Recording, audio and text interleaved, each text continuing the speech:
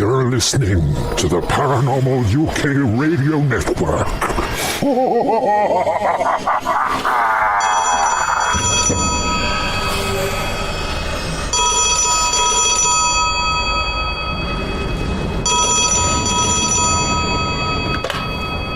Hello?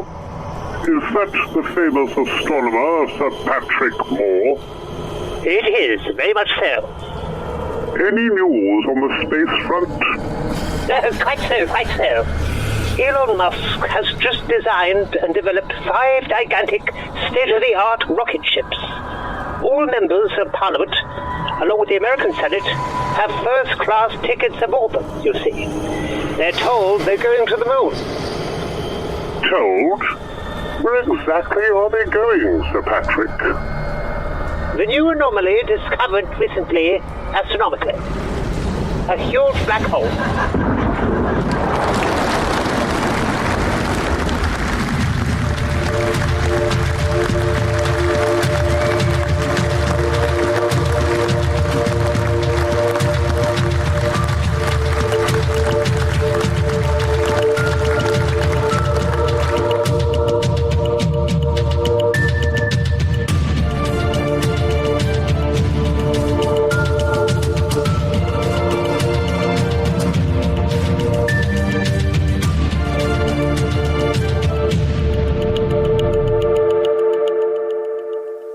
Welcome to Twin Souls. Twin Souls is brought to you in association with the Paranormal UK Radio Network. Your hosts, Philip and Ronald Kinsella. Now, our next guest, as described on the introduction, needs no introduction whatsoever. She is none other than Kathleen Marden. Kathleen Marden is an author, on-camera expert, consultant, international conference presenter, experiencer advocate, intergenerational experiencer, and hypnosis practitioner. Since 1990, she has researched the perplexing nature of UFOs and the non-human entities associated with highly advanced aerial vehicles via her own groundbreaking research, investigation, and experimentation. She is the 2021 recipient of the International UFO Congress Lifetime Achievement Award. Kathleen's amazing history as the niece of Betty and Barney Hill, the first scientifically investigated case of alien abduction, sent her on a lifelong search for the answers. Not only has she explored her own paranormal experiences, but she has also talked to thousands of UFO contact experiencers, working on 3 major studies with them, and became an advocate for these much ridiculed people. Her journey has taken her deep into the archival research and experimentation. Most fascinating, she and a team of researchers entered into a multi-year experiment to seek the answers to their many questions on why extraterrestrials are visiting our planet. You'll find the answers inside her new book, Forbidden Knowledge, a personal journey from alien abduction to spiritual transformation. And it's lovely to speak to you again, Kathleen. Thank you very much for coming on board. Well, thank you. It's a pleasure to be back with you today. Lovely. And now we're going to talk about your new book, which I have read, Forbidden Knowledge, A Personal Journey from Alien Abduction to Spiritual Transformation, and by your good self. So the first thing I want to ask Kathleen is, because you've been on our show several times before, is what prompted you to write this new book? Because it's very different from your other books. This new book is indeed extraordinarily different. It's based upon work that I have done over the past 10 years or so. I had intended to take my personal story to my grave, as my mother did, because of the great difficulties that my aunt and uncle faced due to disinformants who did all they could to make their lives miserable and add speculation and false information to their very true and documented claims. Yes. So, yeah. And so, just for our listeners, Kathleen's auntie and uncle were Betty and Barney Hill. And Kathleen's referring to the famous incident of New Hampshire in 1961. Thank you for filling that in. Yes. So, times have changed. Many people know more about extraterrestrial craft and the ETs today. People around the world have witnessed them in great numbers. Some people are actually communicating with them through CE5 experiments where they can call in craft and receive and give telepathic messages. Yes. And the US government has taken a different stance on UFOs, particularly those who are former top-level government employees who have taken a deep dive into attempting to understand what is going on here. With all of this and my knowledge of their findings, which are pretty much my own findings, I decided that I would now write this book on my personal experiences and also on some major experiments that I have worked on. Yes, and Kathleen, when you mentioned that about your auntie and uncle, Betty and Barney Hill, it is so sad to think that through those times, and even before, the subject was always annoyingly taboo. And it took so many decades for the powers that be to actually come out and admit there is something in our skies. So our thoughts do go to the people of the past who were ridiculed, not always, but mainly ridiculed by the press, the broadcasting corporations, even the government dismissed it. So it is just a shame, a crying shame that during their time they had a real hard time of it. So it is a shame. It is a shame that these individuals who were disseminating false information officially attempted to destroy their very good reputations and cast them with a new image as a couple of individuals who would believe anything, who might have psychiatric problems, who had a lifetime of interest in this, who watched science fiction films, and on and on and on. None of those things were true, yet this was stated about my family members, and it was very distressing. It hurt members of the family who loved them, who knew the truth, and this has been one of my primary reasons for my extensive investigation in this field over the past 32 years, and my interest even before that, dating back 60 years or more. Good Lord, yes. And you and the late Stanton D. Friedman wrote the book Captured, which was a scientific investigation, an in-depth study into your aunt and uncle's abduction back in New Hampshire in Kathleen 1961. Marden co-authored it with him. Yes, that's what I mean. Yeah, I was just saying here. And, that was an excellent piece of work. And now this new book of yours, Forbidden Knowledge, I mean, for me and for Ronnie on reading it, what's really incredible is that you've answered a lot of questions that most people who have had UFO or alien experiences, I mean, the answers are here. And I think a lot of other researchers are too afraid to acknowledge, but you've stepped outside of that comfort zone, and you have to be held, Kathleen, for the work that you've promoted, and especially with a lot of the meditation and the CE5 initiative. And the reason why I say that is because we had an experience back in 1998 on the 8th of June where we summoned a UFO at Rendlesham Forest. It has been documented, but when I read what you were doing and the incredible work, it is amazing. So Kathleen, do you want to just give a brief description about what your new book is about for your listeners? Well, the second half of my new book covers the history of government involvement in its secret attempts to communicate with extraterrestrials. A Navy Rear Admiral and also the man who was the head of Canada's UFO desk, and a brilliant engineer with many patents carried out this study and the federal officials became involved in this as well. The FBI, the CIA, the Air Force, the Navy.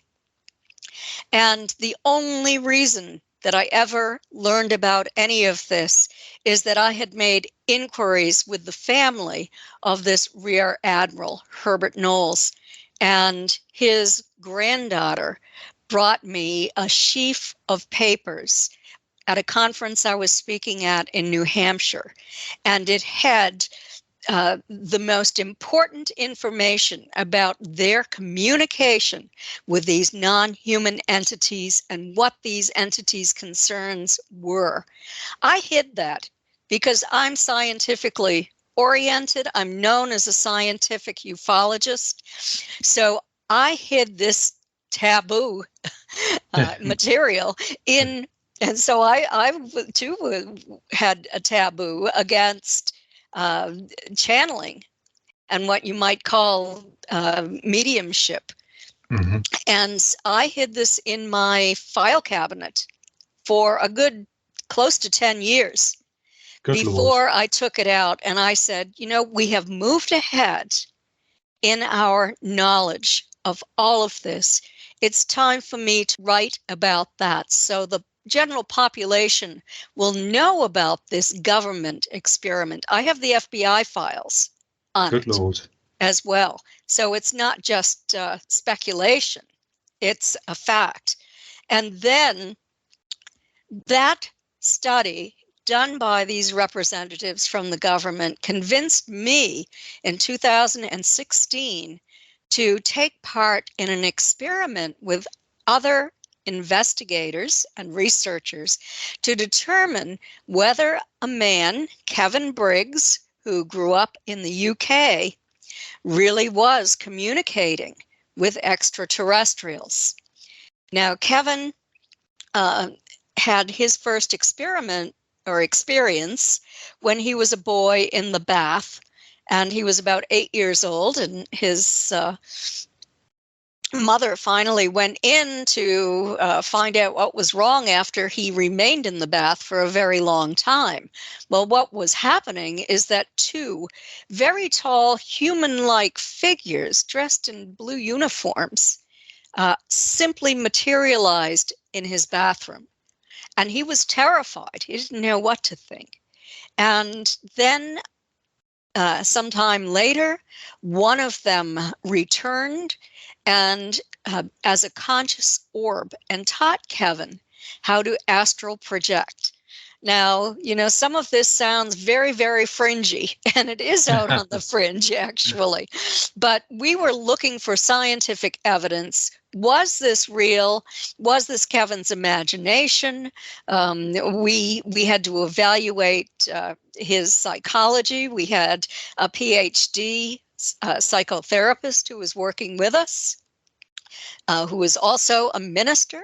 We had one of our top investigators with us, and we actually opened this experiment up after a year to another group of individuals who also had an interest in the topic, but two of them are skeptics.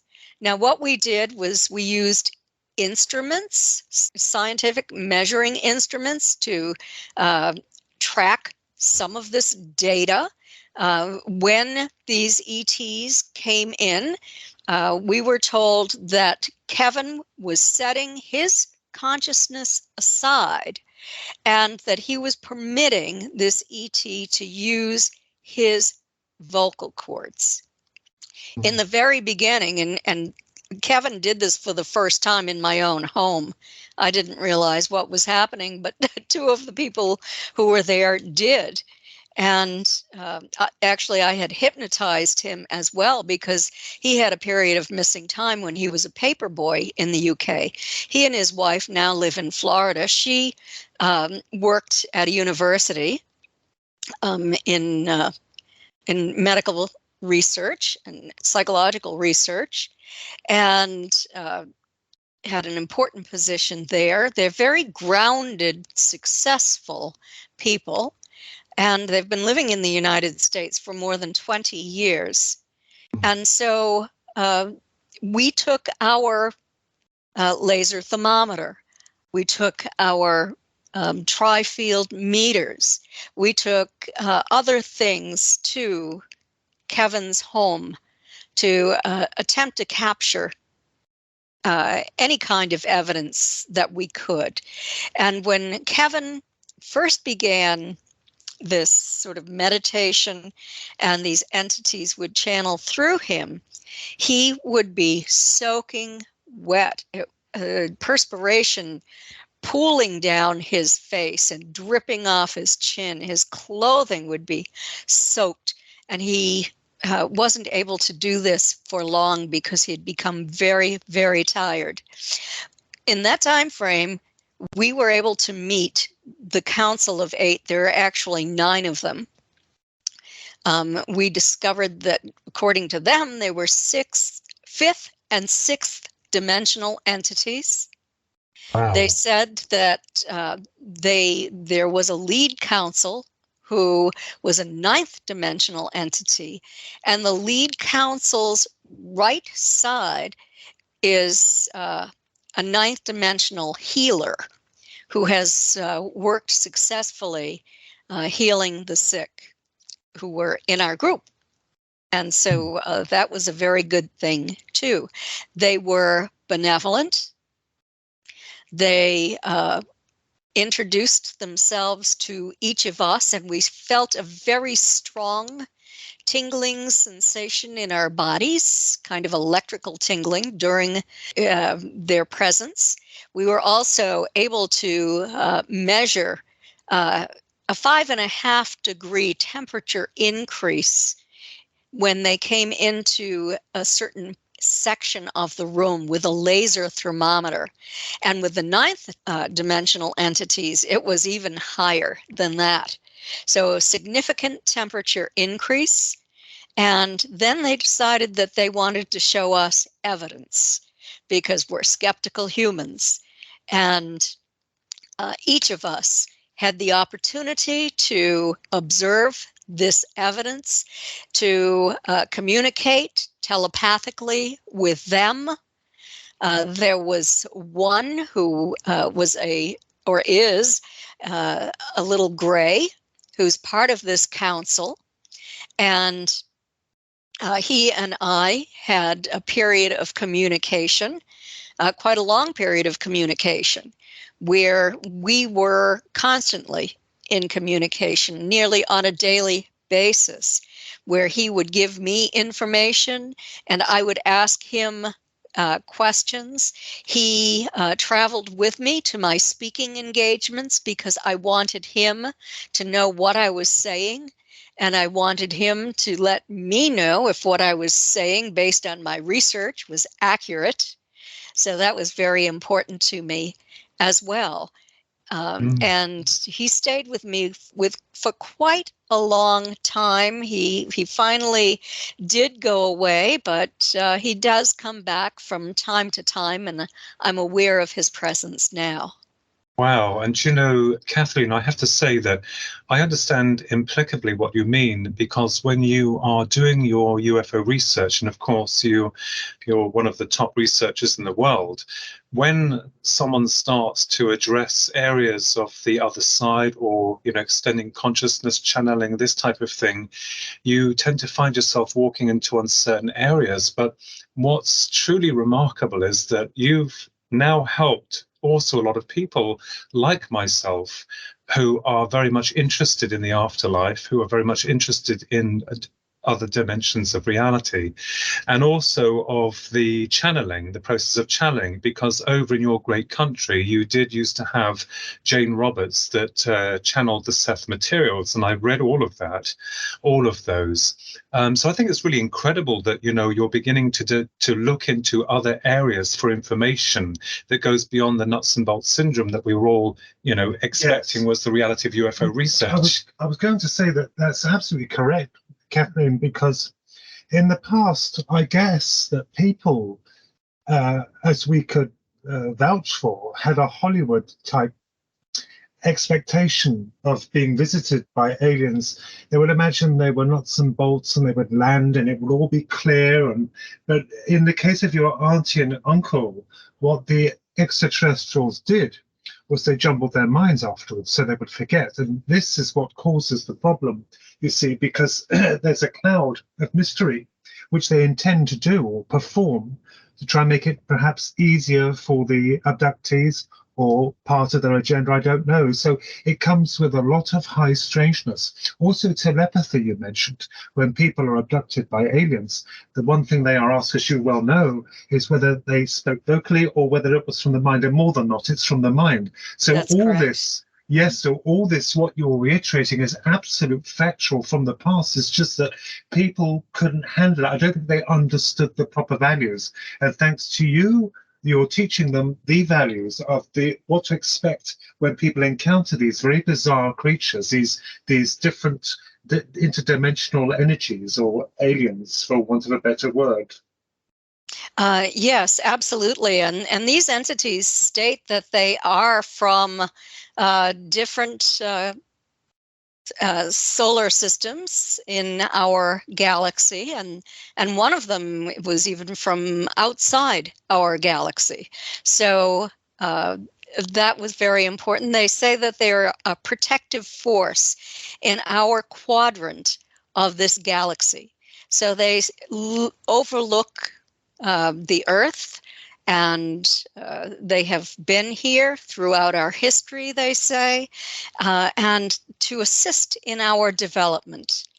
And so all of this is very important information that we've received. There's 120 questions in my book that we asked, and the detailed answers that they gave to us. And it was just a fascinating study. In fact, we continue with this a couple of times a year, even today. You know, I remembered many years ago when a gentleman came to see me for a reading, and he was a businessman, very rich, very powerful man. And he sat with me, and afterwards I asked him why he looked so upset. And we had something over here in England called the Skoll experiment. It was conducted. Yes, you've heard about that, Kathleen. I know them. Mm-hmm. Yeah, and this guy sat there, Kathleen, and he said to me, and I can't remember exactly how he told me it, but I recall, a roundabout way of how it was said. He said, "How can I continue with life when I sat there and this very tall light being appeared before me and reached out and touched him and also told him that this is how you, meaning humans, will evolve in millions of years' time?" And I remembered feeling so shocked by what he told me, not in terms of like an understanding of the afterlife or continuation of consciousness or reincarnation or, other dimensions of reality, but the way he told it to me was so shocking, and it was almost as if he didn't want to live anymore. And I said to him, "You have to continue living. You have to live within this realm." So, what you're doing reminds me a lot of, scientifically, with what the key members in the Skoll experiment, because that was run by scientists and learned people as well. They've had to stop the experiments because apparently the energies were becoming unstable. So I think it's really amazing that you actually step forward. I mean, being who that you are, Kathleen, very high up in the world of ufology, not just the niece of Betty and Barney Hill, and your family members also have had UFO experiences, but also you now carrying the mantle of that truth and that knowledge forward for all those others. I think it's really incredible. I think that it's extraordinarily important because when you become convinced that UFOs are real and that extraterrestrials are having contact with humans, you don't stop there if you're a curious individual. You want the answers. And that's what drove me. And I'm aware that it has driven other investigators and researchers historically, even those with PhDs, have done this kind of work secretly. So I'm not going to mention who they are because it was secret work that I'm aware of, but they, since it was forbidden knowledge, unacceptable, then they did not share this information with the public. But so many people have observed craft, have observed the entities on the craft. So many people worry that they might be a threat to us. They've been here for thousands of years. If they were going to be a threat to us, you would think they would have done it by now. Yes. Absolutely, yes. I mean, they could kill us immediately. I mean, what makes me laugh is when certain diseases appear, we won't say the word, or viruses and things, they come about and people are saying, oh my goodness, it might be from the aliens. Trust us. If it was from them, as you would know, Kathleen, they would be absolutely efficient in their purpose. They would kill us off tomorrow, straight away. So you're right on that respect. They have no plans to kill us off. Yes, I agree with you that is true. This group is benevolent. They speak for other groups as well. Their primary concern, and also the entities that I've interacted with personally, have given me a concern that our technological development is out of balance with our spiritual growth. And when you have this imbalance, you have like children playing with loaded guns. Only here we have people who have not advanced spiritually playing with nuclear weapons. Yes. And these ETs are extraordinarily concerned about our safety and the continuation of life on our planet.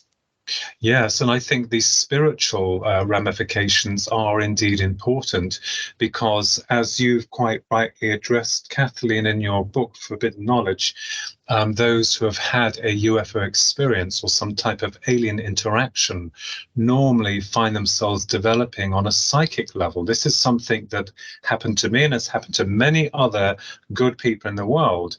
And it's almost as if you're being activated. So do you believe, Kathleen, that the experience itself jolts the workings of the human brain to open up that dimension, or do you believe that it could be an intention from the aliens or the experience to push that person forward spiritually?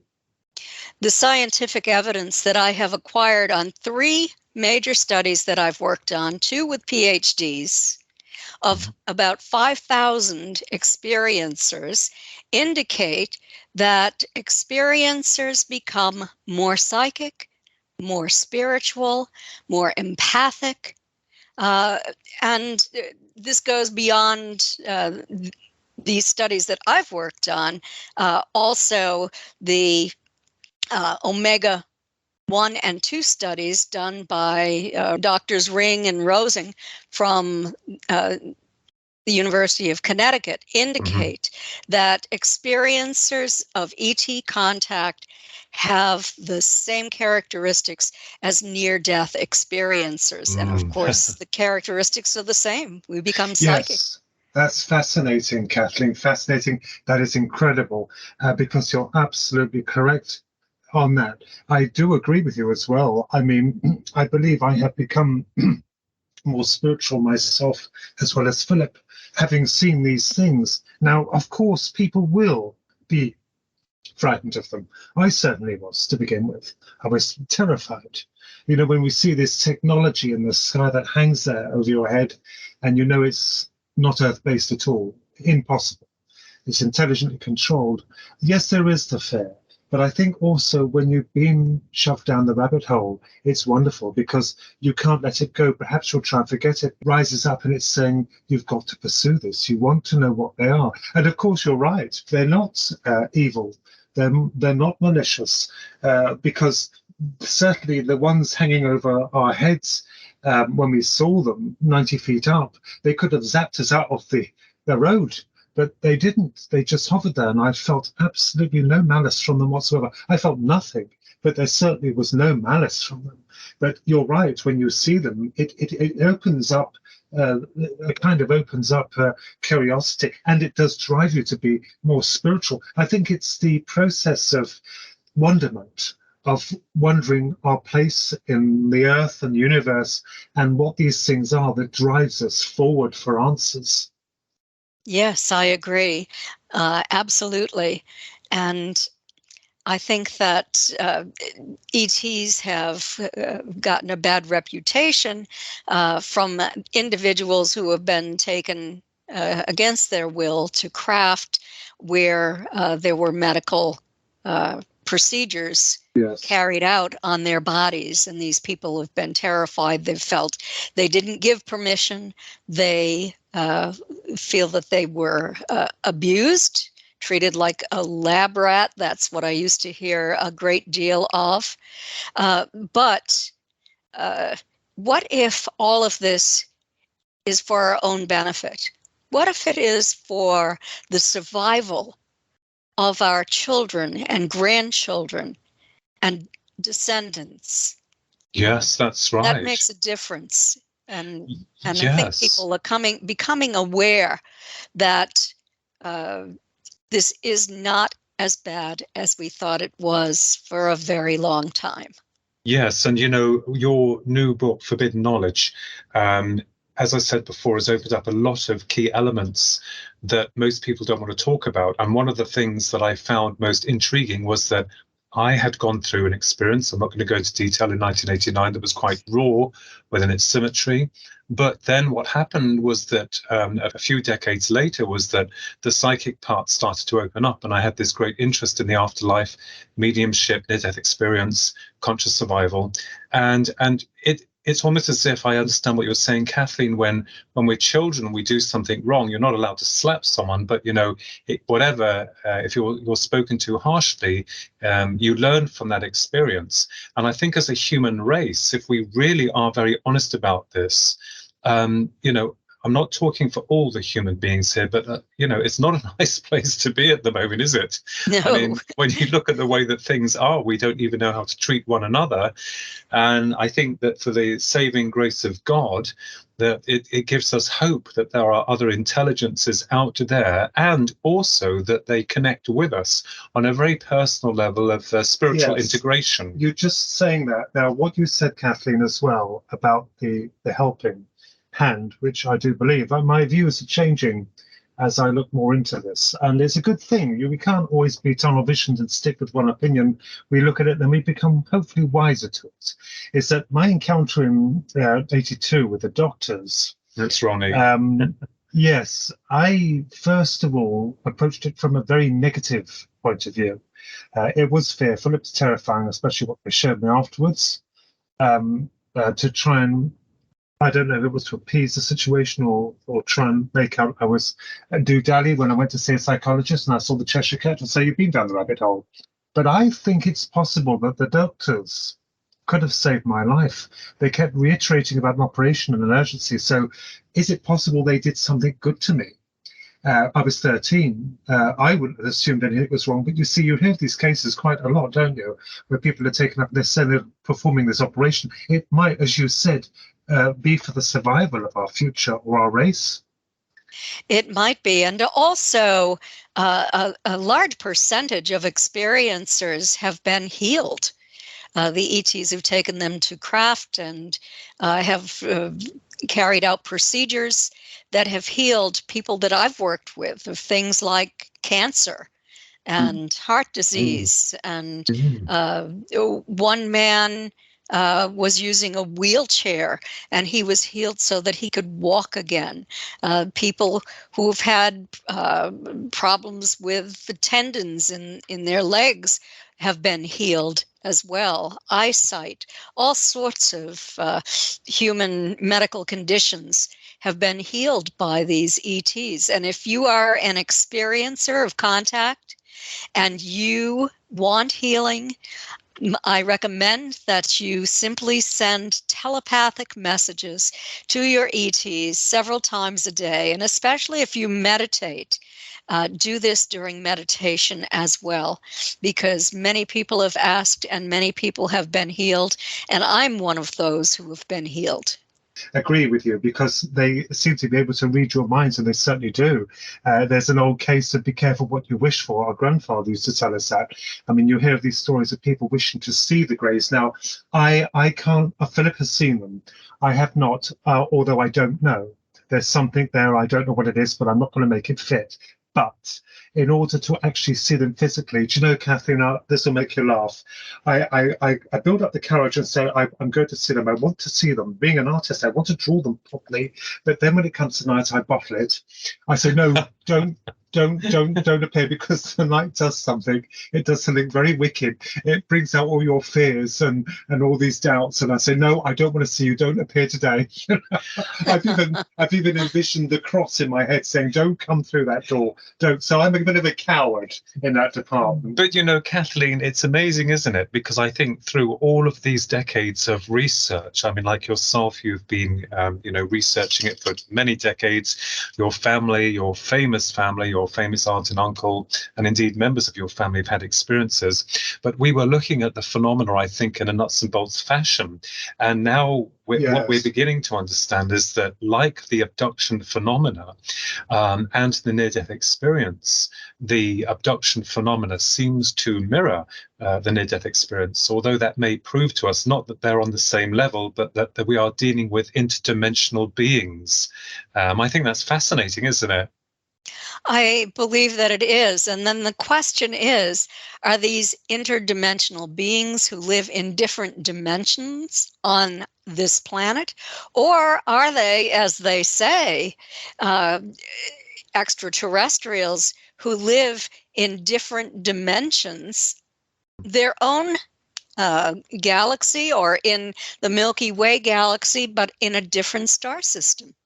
Yes, perhaps both, Kathleen. I mean, when I looked at, it's interesting, I looked at the photograph of the cosmos, and it's absolutely eye-wateringly vast. But you see, we keep looking at this the speed of light, and even scientists claim that even if we travel to the nearest galaxy, it will still take so many years.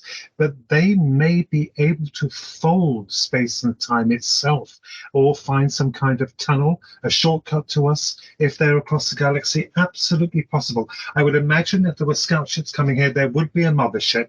There would be certainly a mothership to be able to engage that kind of tech. The thing is, they would hide it from us. It might be behind the moon, because it does seem always that the operations are covert. So they would take extra precautions in hiding a bigger vessel behind the moon and whatnot. So it is certainly, definitely, absolutely, Kathleen, the best of both worlds, perhaps. Well, Kathleen's already described that in her book. I'm not going to say about it, but Kathleen's actually described about the forms of propulsion that are in her new book, Forbidden Knowledge. I hope you're not making a UFO in your back garden, Kathleen. We want you here on Earth. No, I don't know enough about physics and mechanics to do that sort of thing for certain. And I'm sure that the extraterrestrials would not provide us with all of the ingredients to creating a working UFO, because humans have a tendency to use advanced technology to harm one another, and they certainly do not want this to occur. So but way back in 1954, they were offering leaders from around the world technology. The only caveat was that in order to receive that, they would only receive a tiny fragment, and each country would receive a small piece, and everyone on this planet would have to work together for the benefit of this planet. And of course, in a world where nationalism is the name of the game, that did not happen. Absolutely. I mean, we were involved in a nuclear race back then. We were involved in a Cold War. We certainly we're not interested in sharing technology with everyone else on our planet. It's interesting you should bring that up, Kathleen, because even in science fiction books by some of the leading authors here, like John Christopher, he wrote The Tripods. Although it was science fiction, it illustrated exactly what you've just stated. So it is there in the human conscious about war.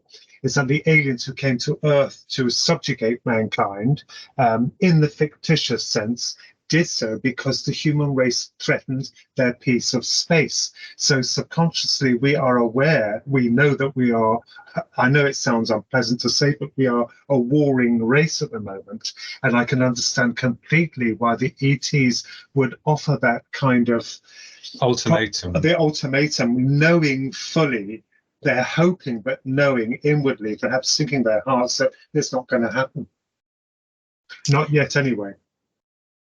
I agree with that. And the ETs, I think, are in favor of governments undergoing a process where there will be very measured disclosure coming a trickle at a time. At a time. Yes. And then the population's response will be evaluated. And we won't move forward unless the population responds in a positive way, or at least there is not hysteria among the population. That's the trouble, isn't it? Because I think that will come. You see, people say they're ready, but are they really, a lot of them? Yeah. So, Kathleen, I need to ask you a question here as well.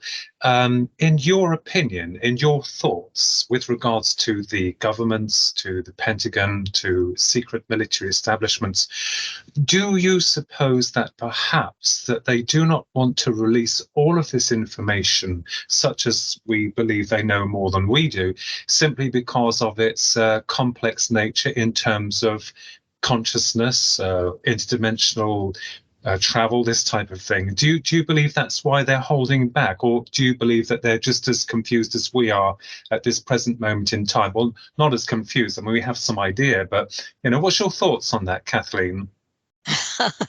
Oh boy, that's a difficult question. But when I think about it, you certainly. I had a difficult time wrapping my head around the idea of different dimensions. And the council explained all of that to me in a way that I could understand it. So I was grateful to them for that. And it's all in the book, Forbidden Knowledge. But I'm sure that the government is perplexed. They're still studying all of this, and we know that there was federal funding that went to Robert Bigelow Aerospace, who purchased the Skinwalker Ranch, and that there has been an ongoing study of the UFO and paranormal, interdimensional, and even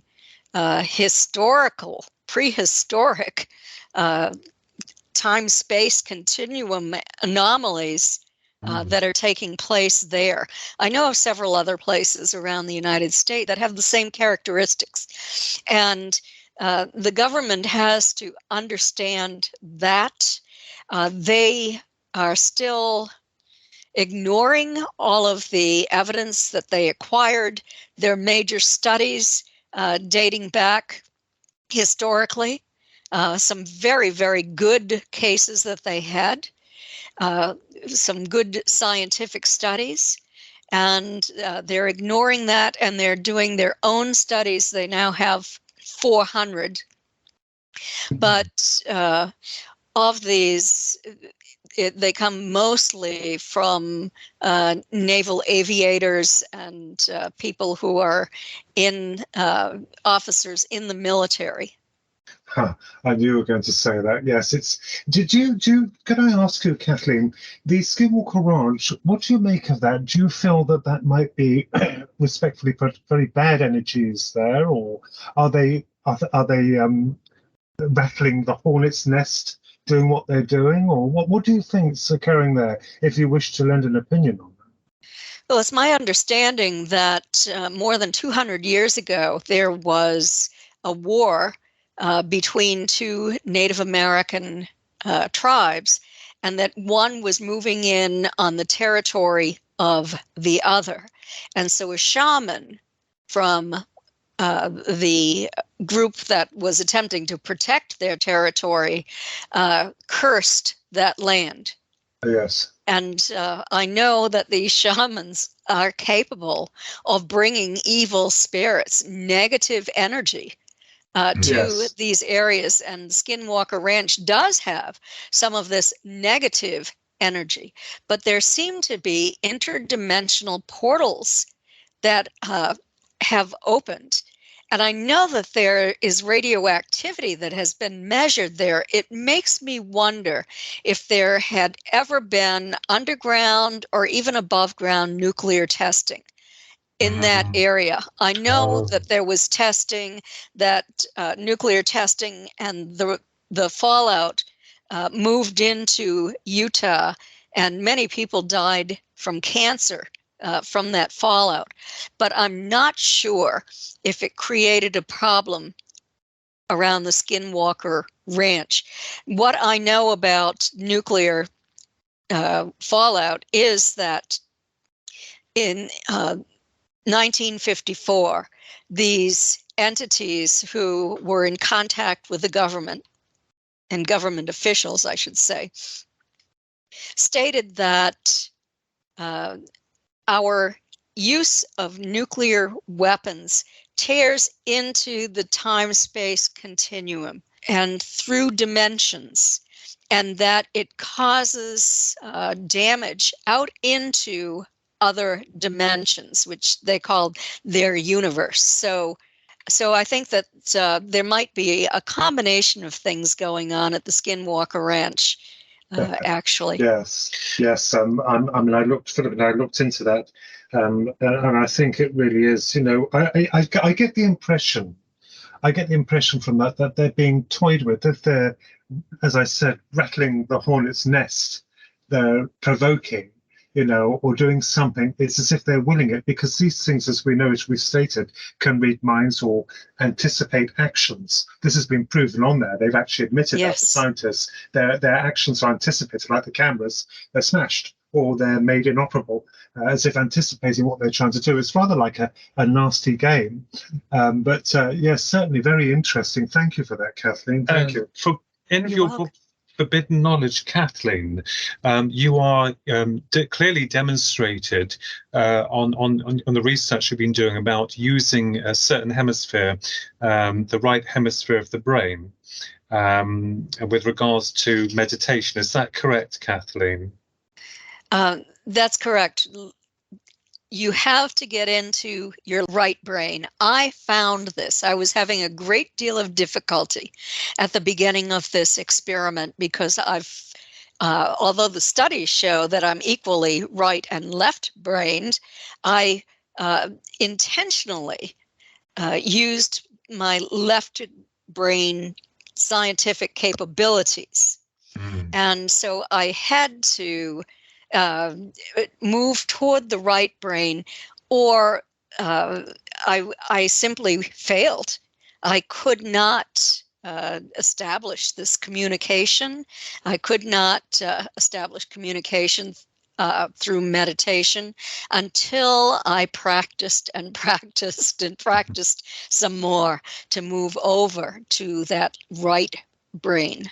Yes, the experiment that we performed back in 1998 on the 8th of June at Rendlesham, we were at home and meditated a week before. And I got the idea from Karen Carpenter's song, Calling Occupants, and I thought, I wonder if that's possible. And let me tell you, your research is right, Kathleen, and you've known that.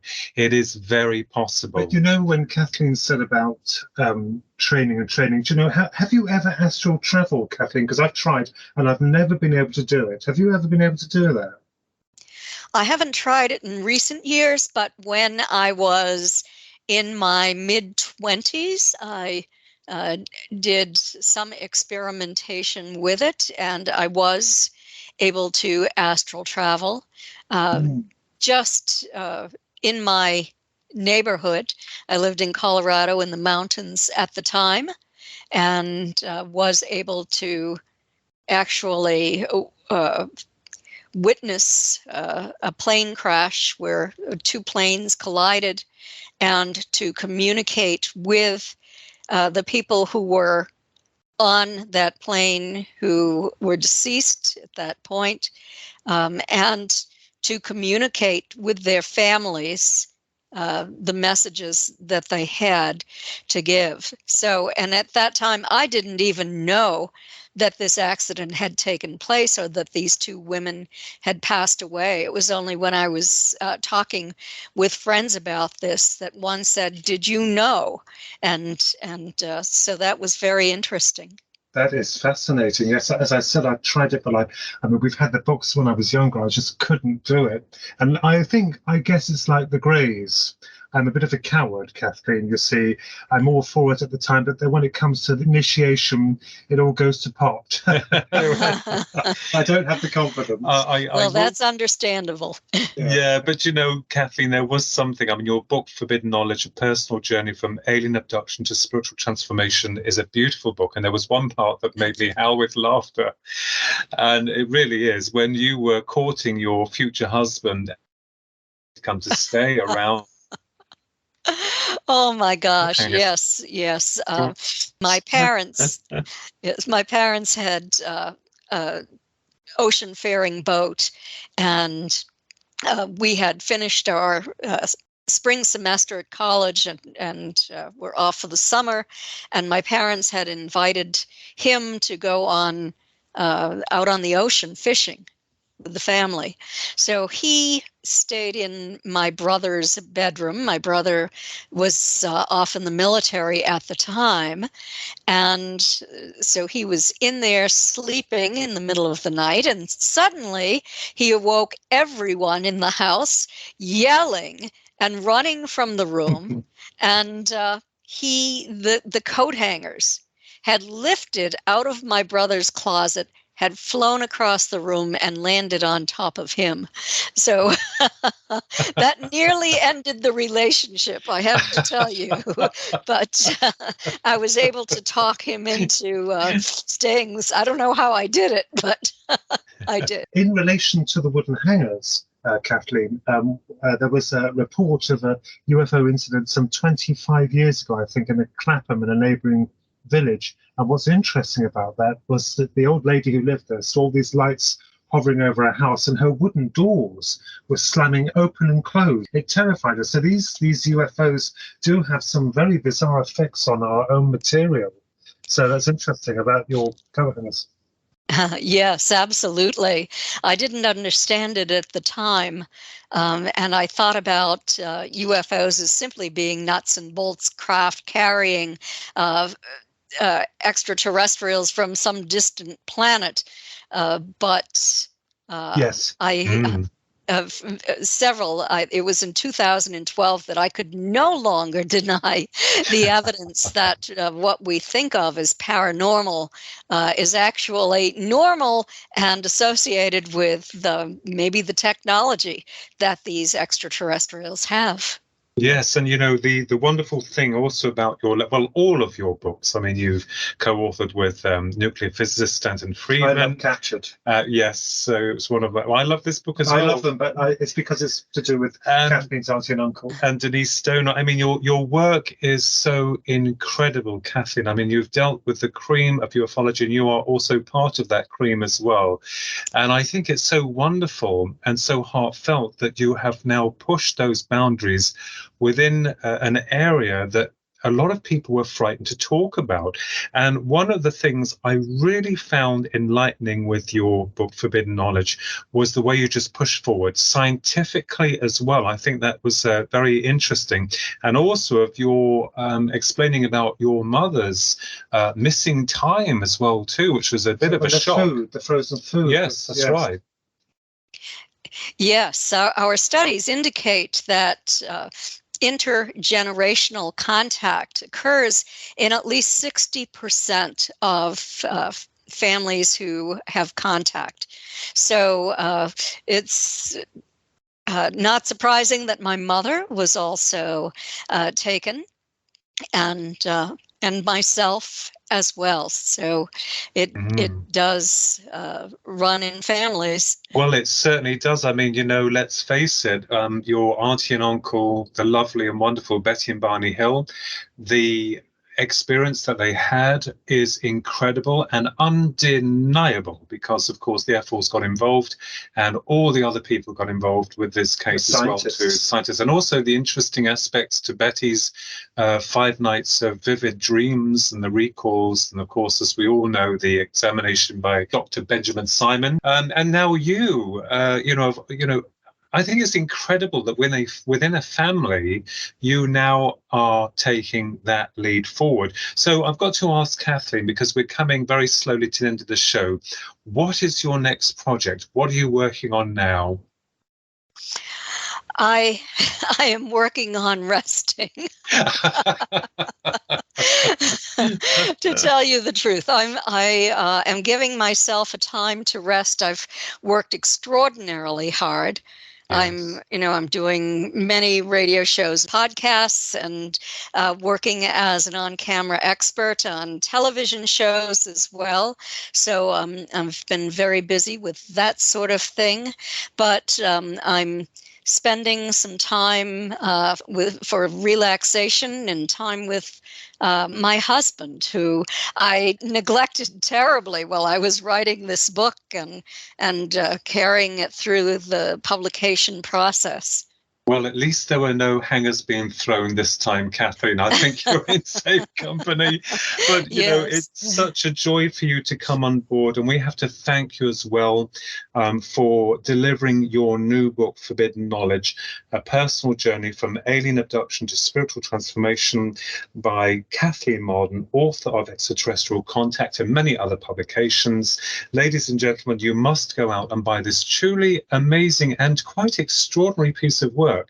And something that gives a lot of answers to those questions that maybe a lot of you might not want to ask or too frightened to ask. And of course, Kathleen has dealt with the scientific aspects of all forms of contact within ufology and within UFO field investigation itself. So yes, and also moving away from the stigma of the UFOs being nuts and bolts and into a more fascinating science of connecting with our psyche.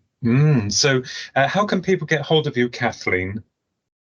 You can go to my website at www.Kathleen with a K -Marden, MARDEN.com. Lovely. And of course, your books are available in all good bookshops and on Amazon, because you can get anything on Amazon today. And of course, it's such an honor to have you on board with us on this program, Twin Souls. Kathleen Marden, we're very grateful for your time and for your patience. Well, thank you so much. It was a pleasure to speak with you again.